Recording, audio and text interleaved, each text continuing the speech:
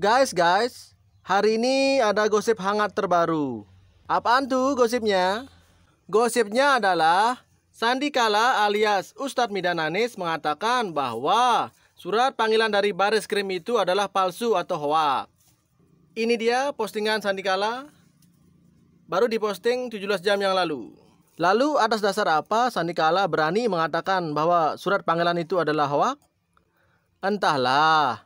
Silahkan Anda tanya langsung ke orangnya ya. Kok nanya saya?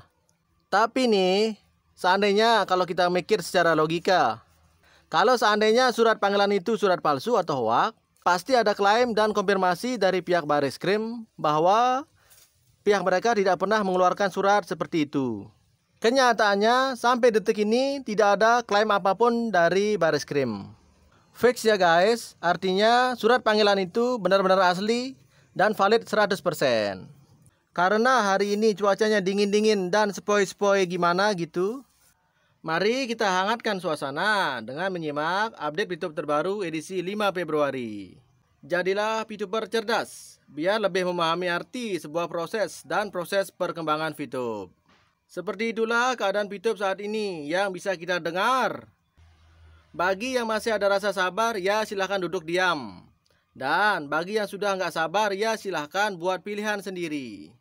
Bersyukur itu lebih baik, maka dari itu syukurilah apa yang sudah kita terima. Lanjut, motivasi terbaru. Hidup itu seperti uap yang sebentar saja kelihatan lalu lenyap. Ketika orang memuji milikku, aku berkata bahwa ini hanya titipan saja. Bahwa mobilku adalah titipannya. Bahwa rumahku adalah titipannya. Bahwa hartaku adalah titipannya, bahwa putra-putriku adalah titipannya. Tapi mengapa aku tidak pernah bertanya, mengapa dia menitipkannya kepadaku? Lalu untuk apa dia menitipkan semuanya kepadaku? Dan kalau bukan milikku, apa yang seharusnya aku lakukan untuk miliknya ini? Mengapa hatiku justru terasa berat ketika titipan itu diminta kembali olehnya? Malahan ketika diminta kembali, ku sebut itu sebuah musibah. Ku sebut itu sebuah ujian. Ku sebut itu sebuah petaka. Dan ku sebut itu apa saja untuk melukiskan bahwa semua itu adalah derita bagiku. Ketika aku berdoa, ku minta titipan yang cocok dengan kebutuhan duniawiku. Aku ingin lebih banyak harta. Aku ingin lebih banyak mobil. Aku ingin lebih banyak rumah. Aku ingin lebih banyak popularitas. Dan kutolak sakit, kutolak kemiskinan, seolah semua derita adalah hukuman bagiku. Seolah-olah keadilan dan kasihnya harus berjalan seperti penyelesaian matematika dan sesuai dengan kehendakku. Aku rajin beribadah, maka selayaknya lah derita itu menjauh dariku.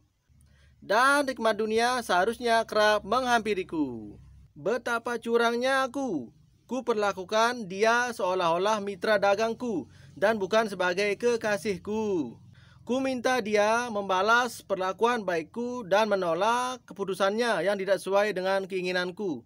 Padahal setiap hari ku ucapkan doa, hidup dan matiku hanyalah untukmu.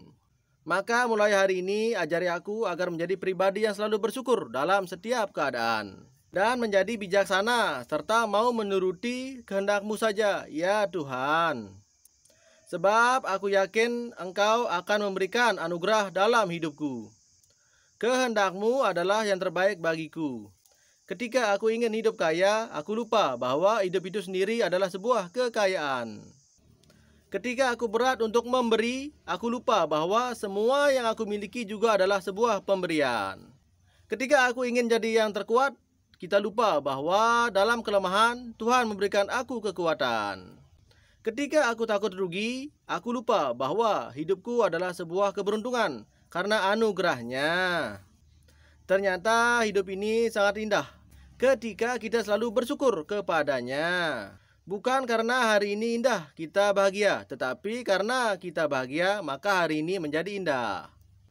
Bukan karena tak ada rintangan kita menjadi optimis, tetapi karena kita optimis, maka rintangan akan menjadi tidak terasa. Bukan karena mudah kita yakin bisa, tetapi karena kita yakin bisa, semuanya menjadi mudah.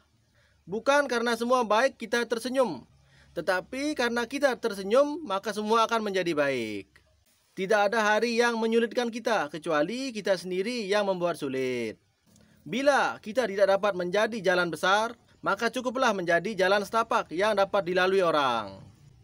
Bila kita tidak dapat menjadi matahari, cukuplah menjadi lentera yang dapat menerangi sekitar kita.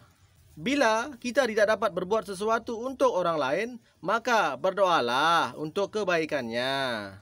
Keindahan dari Tuhan adalah keindahan yang sejati dan abadi. Silahkan jika kau mau menghina aku, tapi kumohon jangan kau hina bisnisku. Long life YouTube. Lanjutkan, brother. Sekarang kita bahas Ponzi Apokalipse.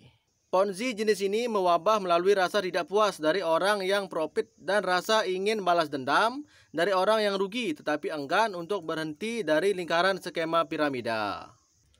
Orang yang terjangkit wabah Ponzi Apokalipse lebih cenderung berubah menjadi orang-orang mata duitan yang akan selalu memangsa orang lain untuk dijadikan mesin pencetak uang dengan cara diajak masuk ke suatu bisnis dan diberi iming-iming yang menggiurkan.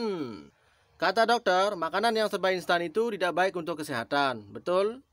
Tapi, kata mantan member Ponzi, ingin kaya secara instan itu tidak baik untuk masa depan. Alah, itu kan baru katanya. So, mari kita satukan hati dan jaga kekompakan kita untuk mewujudkan bisnis kita yang luar biasa secara bersama-sama. Heran ya sama haters, dikasih info dibilang hoax. Sering upload video di YouTube dibilang pengen cari viewer. Aduh, serba salah hidup ini. Pusing, atut. Next, sekarang kita bahas 5 tipe karakter manusia. Pertama, nyaman dengan kondisi sekarang setelah berusaha sedikit. Kedua, ada yang sudah berusaha tetapi karena belum meraih hasil kerjanya, mengeluh dan menyesal. 3, ada yang ketika sudah meraih hasil menjadi gila harta, tinggi hati dan sombong. 4, ada yang lewati batas, melampaui batasan fisik dan mengejar sesuatu yang jauh lebih berharga. 5, ada juga yang hanya bingung dan galau tanpa mengambil keputusan untuk bertindak. Tipe yang manakah diri Anda? Tanda tanya. Hanya dengan tindakan kita dapat merubah kondisi, tetapi kalau hanya merenung, meratapi dan berpikir kelamaan tidak akan mengubah apapun. Karena pada faktanya, semua dapat meraih hasil yang sama selama konsisten dan terus melakukan. Keahlian ataupun keterampilan akan selalu dikalahkan oleh konsistensi dan kedisiplinan. Setuju? Jualan itu gampang, brother. Kalau prospek belum berhasil di closing, apa yang harus kita lakukan? Saran saya, change your strategi. Yap, benar guys. Di sini kita mesti super luas. Caranya, ganti strategi, ganti taktik, ganti metode, dan terakhir ganti timing. Terus nih, kalau belum closing juga bagaimana? Mungkin prospeknya yang perlu diganti. Masa kita harus ngabisin waktu sekian lama hanya untuk deketin dia terus? Mau sampai kapan? Kalau ada prospek lain yang sama atau lebih baik, ya ganti aja. Percayalah, jualan itu gampang, brother. Kadang pikiran tersita pada satu orang, satu prospek. Sementara ratusan prospek menanti di luar sana. Jelas ini lazim terjadi pada bisnis, tetapi bukan mustahil ini juga terjadi pada jodoh. Nah lo, yang merasa siapa nih? Angkat tangan. Percayalah guys, dunia bisnis begitu indah. Ya, memang begitu indah. So, jangan habiskan seluruh waktu dan energi kita pada orang yang nggak merespon. Hey you, dunia bisnis nggak sesempit daun kelor. Ditolak itu kan nggak enak rasanya, bikin baper. Bisa ya, bisa juga nggak. Tapi baper itu karena kita pikirin terus-menerus. Kalau kita punya ratusan prospek, kayaknya kita nggak punya waktu untuk mikirin hal-hal yang nggak penting, ya kan? Mendingan deketin prospek yang lain. Kembali ke Pitub. Katanya yang lalu biarlah berlalu. Pipi adalah masa lalu, maka pipi tidak harus dibayar. Hihihihihihihi. Camkan itu baik-baik saudaraku. Ingat brother, skemmu adalah cuanku, ragumu rugimu. Sekian video kali ini. Sampai jumpa lagi di video selanjutnya. See you.